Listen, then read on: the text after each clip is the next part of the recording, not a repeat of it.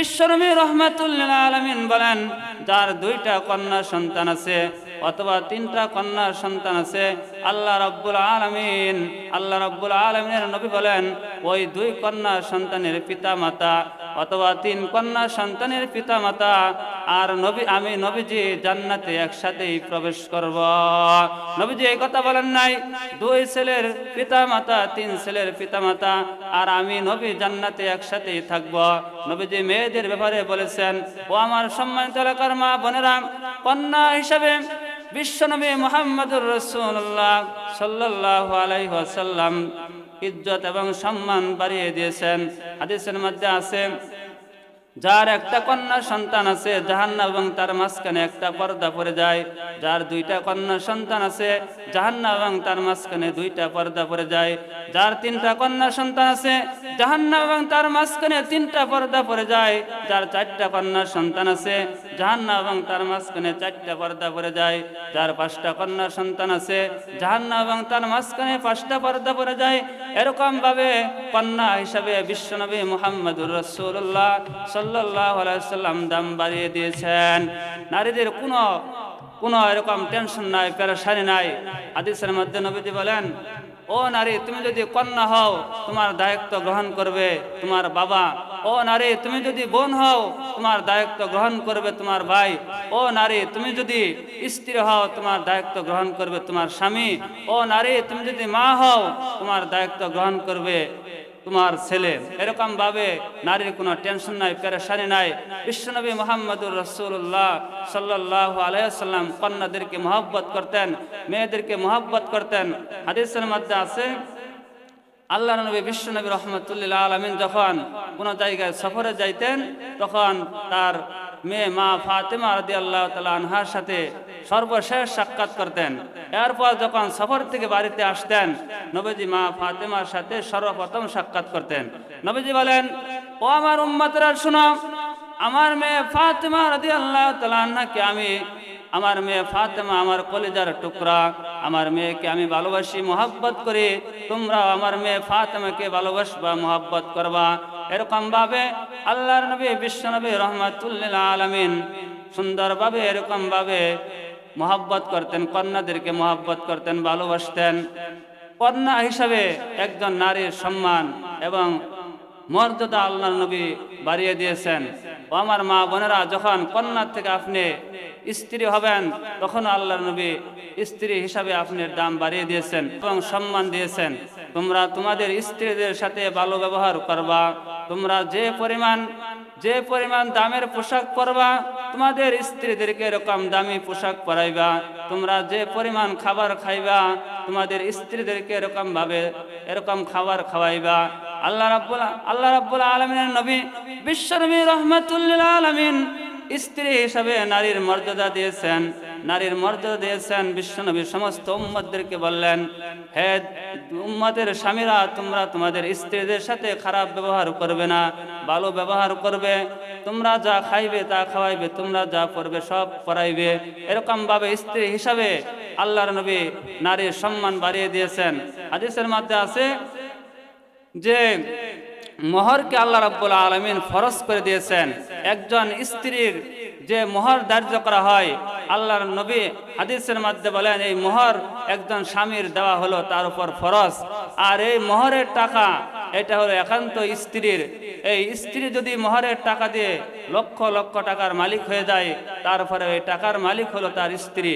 এজন্য এই মোহরের টাকা দিয়ে লক্ষ লক্ষ টাকা মালিক হওয়ার পরেও আল্লাহর নবী বিশ্বনবী রাহমাতুল লিল আলামিন বলেন, যদি তোমার স্ত্রীর কোনো অসুখ হয়, এই মোহরের টাকা যদি নাও দেয়, তারপরে তোমার টাকা দিয়ে তোমার স্ত্রীর চিকিৎসা করবা। মোহরের টাকার মালিক শুধু একমাত্র তোমার স্ত্রী। এজন্য আল্লাহর নবী স্ত্রী হিসাবেও নারীর মর্যাদা দিয়েছেন, সম্মান দিয়েছেন। সম্মানিত এলাকার মা বোনেরা শুনেন, আল্লাহর নবী বিশ্বনবী রাহমাতুল লিল আলামিন যখন এরকম ভাবে স্ত্রী থেকে আপনি যখন মা হয়ে যাবেন, মার সম্মান ইসলাম আরো বেশি দিয়েছেন। সম্মানিত এলাকার মা বোনেরা, কন্যার থেকে যখন স্ত্রী হবেন, স্ত্রীর থেকে যখন আপনি মা হয়ে যাবেন, আল্লাহর নবী একজন মায়ের মর্যাদা ইসলামে অনেক দাম বাড়িয়ে দিয়েছেন। মার কি পরিমাণ সম্মান শুনেন।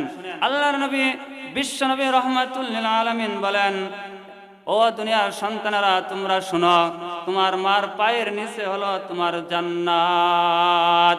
আল্লাহর নবী বিশ্বনবী রাহমাতুল লিল আলামিন বলেন, হে দুনিয়ার সন্তানেরা তোমরা তোমাদের মার সাথে বেয়াদবি করিও না, তোমাদের মার সাথে খারাপ আচরণ করিও না, তোমার মায়ের পায়ের নিচে হলো জান্নাত। আল্লাহর নবী কথা বলেন নাই যে তোমার বাবার পায়ের নিচে তোমার জান্নাত। আল্লাহর নবী এখানে মায়ের সম্মান অনেক বাড়িয়ে দিয়েছেন, মাকে সম্মানিত করেছেন। আল্লাহর নবীর সাহাবী একজন আল্লাহ রাব্বুল আলামিনের নবীর কাছে এসে বলেন, ওগো নবীজি, আমি খেদমত করব কার? আমার কাছ থেকে সবচেয়ে ভালো ব্যবহার কে পাইবে? আল্লাহর নবী বিশ্বনবী রাহমাতুল লিল আলামিন বলেন, ও সাহাবী শুনো, খেদমত করবা তোমার মার। সাহাবী আবার প্রশ্ন করে, ওগো আল্লাহর রাসূল, তারপর খেদমত করব কার? এবার বিশ্বনবী রাহমাতুল লিল আলামিন বলেন, খেদমত করবা তোমার মার। এরপরে আবার সাহাবী প্রশ্ন করে, ওগো আল্লাহর রাসূল, তারপর খেদমত করব কার? নবীজি বলেন, তোমার মার। এরপর চতুর্থবারের মাথায় নবীজি বললেন, সুম্মা আবুকা, তোমার বাবার। এখানে আল্লাহ রাব্বুল আলামিনের নবী বিশ্বনবী রাহমাতুল লিল আলামিন প্রথমবার বলেছেন খেদমত করবা তোমার মার, দ্বিতীয়বার বলেছেন খেদমত করবা তোমার মার, তৃতীয়বার বলেছেন খেদমত করবা তোমার মার, চতুর্থবারের মাথায় বললেন খেদমত করবা তোমার বাবার। এখানে আল্লাহর নবী মায়ের সম্মান 3 গুণ বাড়িয়ে দিয়েছেন। কি জন্য? সন্তান লালন পালন করতে যাইয়া মা যে পরিমাণ কষ্ট করে সেই পরিমাণ কষ্ট করে নাই। এজন্য আল্লাহর নবী এরকম ভাবে মায়ের সম্মান বাড়িয়ে দিয়েছেন। আল্লাহর নবী বিশ্বনবী রাহমাতুল লিল আলামিন বলেন, ও দুনিয়ার উম্মতরা শুনো, তোমরা যদি তোমাদের মা বাবার দিকে মায়ের নজরে একবার তাকাও, আল্লাহ রাব্বুল আলামিন সঙ্গে সঙ্গে একটা কবুল হজের সওয়াব লিখে দেন। সাহাবী প্রশ্ন করে, ওগো আল্লাহর রাসূল, আমি আমার মাকে অনেক ভালোবাসি, আমি আমার বাবাকে অনেক ভালোবাসি, আমি যদি বারবার তাকাই তাহলে কি আমি বারবার কবুল হজের সওয়াব পাইব কিনা? আল্লাহর নবী বিশ্বনবী রাহমাতুল লিল আলামিন বলেন, ও সাহাবী শুনো, তুমি যদি মতান্তরে দৈনিক 100 বার তোমার বাপ মার দিকে তাকাও, আল্লাহ রাব্বুল আলামিন 100 কবুল হজের সওয়াব লিখে দিবেন। মার সম্মান অনেক বেশি। 7 লক্ষ 8 লক্ষ টাকা খরচ করে মক্কা গেলে হজ কবুল হবে এটা কোনো গ্যারান্টি নাই। কিন্তু আল্লাহর নবী বিশ্বনবী রাহমাতুল লিল আলামিন বলেন, কোন সন্তান যদি তার মা বাবার দিকে নেক নজরে তাকায়, আল্লাহ রাব্বুল আলামিন সঙ্গে সঙ্গে একটা কবুল হজের সওয়াব লিখে দেন। এরকম ভাবে ইসলাম নারীর মায়ের সম্মান অনেক বাড়িয়ে দিয়েছেন, মর্যাদা দিয়েছেন। অসংখ্য ঘটনা আছে, মার কথা আলোচনা করলে অনেক সময়ের দরকার। আরেকটা কথা শুনেন, ও সম্মানিত এলাকার মা বোনেরা, একজন সাহাবী আসলেন, আসার পর বললেন, ওগো আল্লাহর রাসূল, আমি আমার মাকে কাঁধে করে মিনা মুজদালিফায় সাফা মারওয়া সাই করেছি, আরাফাতের ময়দানে অবস্থান করেছি, হজের যত কাজ আছে আমার মাকে কাঁধে নিয়ে আমি আমার হজের সমস্ত কাজগুলো সম্পূর্ণ করেছি। আমি কি আমার মায়ের হক আদায় করতে পেরেছি কিনা? আল্লাহর নবী বিশ্বনবী রাহমাতুল লিল আলামিন বলেন, ও সাহাবী শুনো, তুমি তোমার মাকে কাঁধে নিয়ে আরাফার ময়দানে গেছো, এরপর মিনা মুজদালিফায় গেছো, সাফা মারওয়া সাই করেছ, যে পরিমাণ কষ্ট করেছ, তোমার মায়ের হক আদায় হবে তো দূরের কথা, তোমার মায়ের 1 ফোঁটা দুধের হক তুমি আদায় করতে পারো নাই। আল্লাহর নবী বিশ্বনবী রাহমাতুল লিল আলামিন বলেন, মায়ের হক কোনো সময় আদায় করা যাবে না, মায়ের হক আদায় করা যাবে না। মায়ের তোমার শরীরের চামড়া দিয়ে যদি জুতা বানিয়ে দাও, তারপরেও তোমার মায়ের হক তুমি আদায় করতে পারবা না। কোন মা যদি সন্তানের জন্য বদদোয়া করে, আল্লাহ রাব্বুল আলামিন সঙ্গে সঙ্গে কবুল করেন। কোন মা যদি তার সন্তানের জন্য এরকম ভালো দোয়া করে, সেটা আল্লাহ রাব্বুল আলামিন সঙ্গে সঙ্গে কবুল করে নেন। কিতাবের মধ্যে আছে যে ম অক্ষর দিয়ে যে বর্ণগুলো লেখা হয়, যে জিনিসগুলো লেখা হয়, সেটি খুবই সম্মানীয়।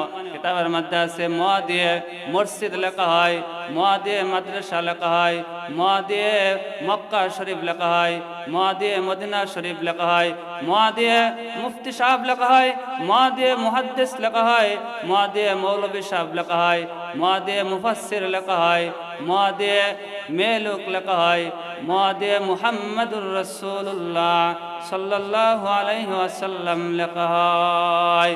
এজন্য ইসলাম মায়ের সম্মান অধিকার অনেক বাড়িয়ে দিয়েছেন। নারীদের তিনটা স্তরের ভিতরে এক নম্বর হলো কন্যা হিসাবে নারীর সম্মান আছে, মর্যাদা আছে। দুই নম্বর হলো স্ত্রী হিসাবে নারীর সম্মান আছে, মর্যাদা আছে। তিন নম্বর হলো মা হিসাবে নারীর মর্যাদা আছে, সম্মান আছে।